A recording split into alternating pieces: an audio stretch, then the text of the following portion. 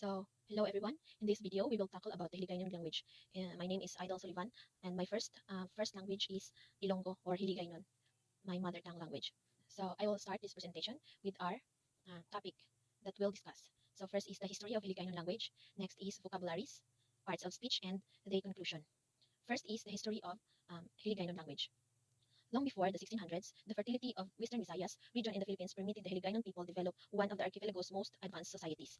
They engaged in international trade, such as evidenced by large finds of Chinese porcelain, and created the fine work in gold and semi-precious stones. Large-scale sugar production for the world market created a small group of elite citizens, most of whom were mestizo or mixed race. They enjoy an opulent lifestyle on vast plantations. With the drop in the price of sugar in 1980s and 1990s, the region entered a step economic decline. The Hiligaynon language is the language in Iloilo province, which has come to be spoken throughout the Western Visayas region. Other regions of Panay have their own distinct speech forms, like Capizeño, Aclanon, and Kinaraya. But the Kinaraya language is also a neighboring language of Hiligaynon language. But in this language, they are using letter R, like L in the word Hiligaynon are being changed into letter R. The last spoken in interior villages, but these are mutually intelligible with Hiligaynon speakers of one can understand the others. Hiligaynon intonation is noted of its and gentle lily under which it is said a curse may go unrecognized. The narrow straits link Panay and Western Negros and Hiligaynon is spoken on both shores. Mountains separate Western from Eastern Negros, where the people speak Cebuano, a language that the Hiligaynon people cannot readily understand. So, the Western Visayas region of the Philippines includes Panay Island, Negros Occidental, and Romblon. The region's population numbered 5.4 million in 1990. All speakers of Hiligaynon Ilonggo are closely related dialects. Hiligaynon speakers constitute approximately 10% of the national population. They inhabited one of the major rice-producing areas of the Philippines. The landscape consists of broad plains stretching between mountain range. Large rivers deposit the volcanic sediments that make the lowland fertile. So here are 10 vocabularies of Hiligaynon language. First is into, an act of calling someone, or in Binisaya, uto, ginauto. Number 2 is yuhum, or smile, an expression of happiness. Number 3 is sorotso, or panelso, that are used of carpenters.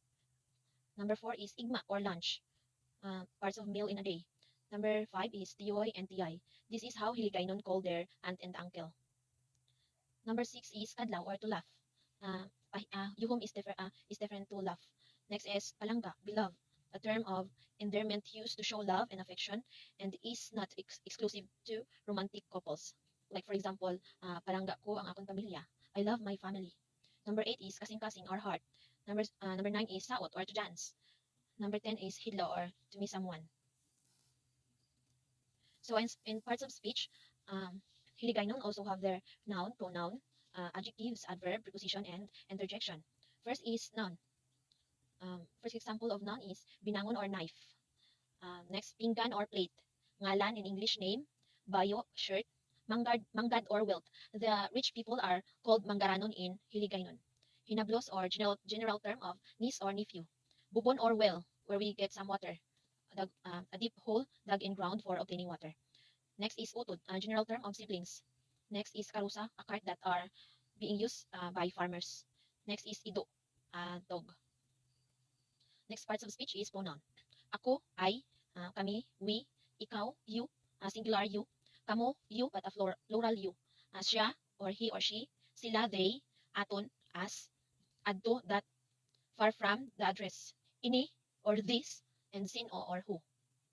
In verb, we have mitlang, or to say something, hutik, to whisper, hilabot, to middle, gabot, pull out, gasnit, to pinch, or kusi in Bisaya, waswas, to strike, or hampak in Bisaya, kaon, in English, eat, kutkot, to dig, or kutkuton kutkuton in Bisaya, isdug, or to move from one's location. Isdug, you can say isdugamay if you have if someone is sitting next to you. Next is kisi-kisi, to shake uncontrollably. Next parts of speech is the adjective. Sana, right, kaladlawan, or karadlawan in Kinaraya, funny, tampad, or faithful, butigon, or liar, butigon, manol, or in English ignorant or uneducated, marauton, moody, palikot, or balikwaot, awkward, or kabaliktaran. Batinggilan, hard-headed, stubborn. Isganan, brave and powerful.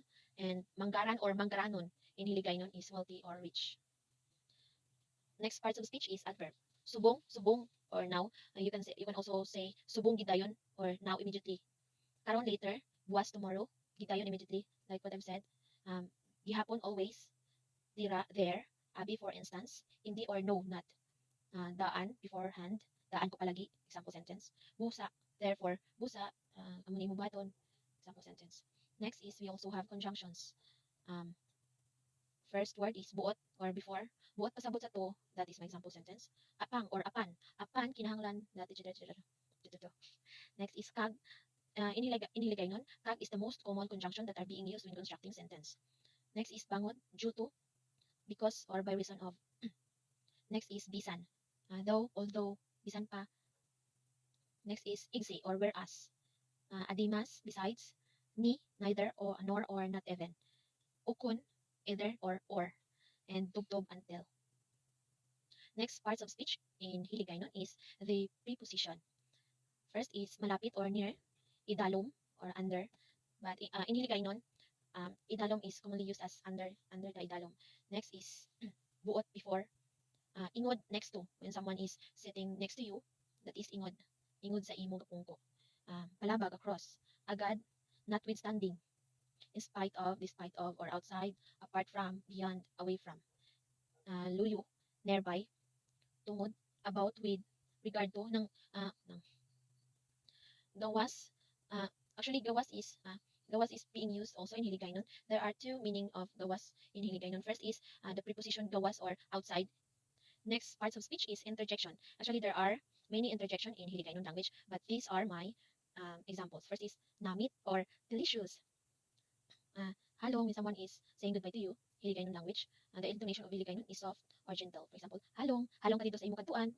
Next interjection is nami ba? Nami ah. That's wonderful. Or taste of food of being delicious. Next is salamat or thank you. Patawaron mo ako or pasayloan gid ko, pasensya gid. I'm sorry. Next is oo or agreeing to someone's opinion. Oh yes. Next is hindi, no. Buligi ko. In Hiligaynon we actually asking help like buligi ko diri be, buligi ani ko be. Help means help me. Untat or stop. Untat na da kahinampang. Sarap no. Untat na da kahinampang. But it's about stop playing. Next is damilit or goodbye. Di, manamilit ka na gid sa amon, malakat na gid ka. That is goodbye. You're asking someone to say goodbye. So our next topic to discuss is Hiligaynon song, which is I forgot to put the title of this song, but this song is composed by Max Urban, entitled Kahoy nga Lawaan. But before I explain the sentence construction of this, let me share to you the video of credit to Timothy O. Himang. Thank you for sharing your video to me, for helping me to have this song, for singing this. Thank you so much.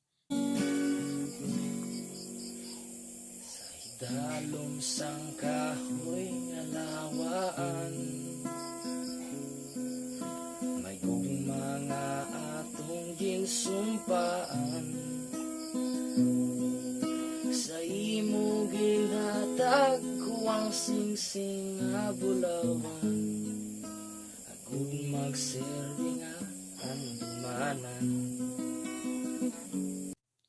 So, as what you have heard in the video of Timothy Himang, Hiligaynon song, the Kahoy sa Lawaan is a romantic song for his lover, Max Urban. Actually, Max Urban composed this for his lover. It was actually so sweet.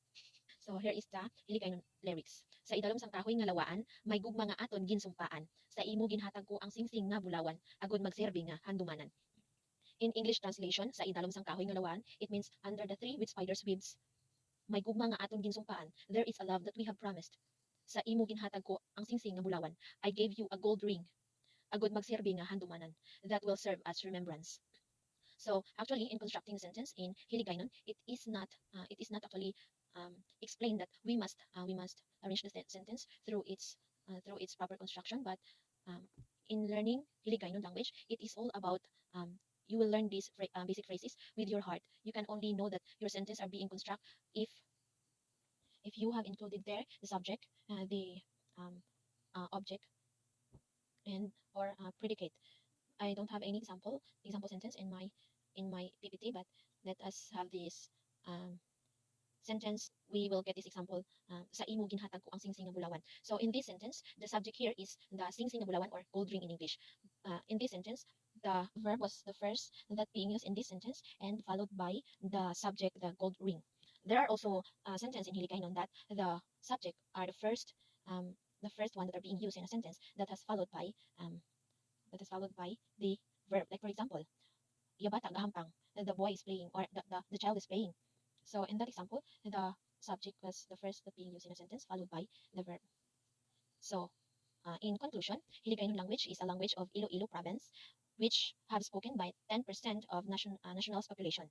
Hiligaynon speakers have soft intonation or gentle intonation. Upon acquiring this language, people must have their interest, passion, and love in learning this language because there are some phrases that you can learn only by heart. Hence, learning new language as multilingual have its advantage for you to be a good speaker as well as a good listener. So I hope that you learned something in this presentation. And a short reminder that if you want to learn some basic phrases in Hiligaynon language, you can approach me in learning this language. That's all. Thank you.